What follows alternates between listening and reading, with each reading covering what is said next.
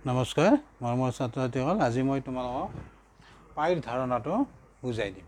চোৱা, পাই পি আই এনেকৈ লিখে আৰু পাইটো আমি এনেদৰে লিখিম পাইৰ সংজ্ঞা। চাবা, যিকোনো বৃত্তৰ পৰিধি আৰু সেই বৃত্তৰ ব্যাসৰ অনুপাত এটা ধ্ৰুৱক সংখ্যা, অৰ্থাৎ বৃত্তৰ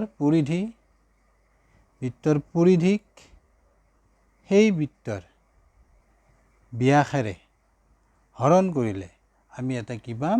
ধ্ৰুৱক সংখ্যা। আৰু এই ধ্ৰুৱক সংখ্যাটোক বা এই সংখ্যাটোক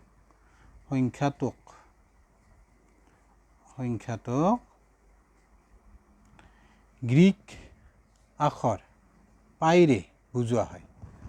গতিকে আমি পালোঁ, চোৱা, বৃত্তৰ পৰিধি, তলত লিখিবা বৃত্তৰ ব্যাস, অৰ্থাৎ বৃত্তৰ পৰিধিক ব্যাসেৰে হৰণ কৰিলে, সেই বৃত্তৰ ব্যাসেৰে হৰণ কৰিলে তুমি কি পাবা?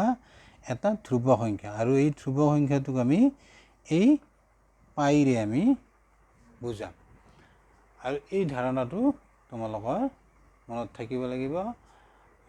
বৃত্তৰ যেতিয়া তুমি পৰিধি নাইবা কালি উলিয়াম, তেতিয়া আমাক এই পাইৰ এটা মান আছে, সেই মানটো ইয়াৰ পিছত মই তোমালোকক বুজাই দিম। প্ৰথমে তুমি জানিব লাগিব পাইৰ সংজ্ঞা। এইখিনি মনত ৰাখিবা। বুজি পালা নিশ্চয়? Thank you, bye by.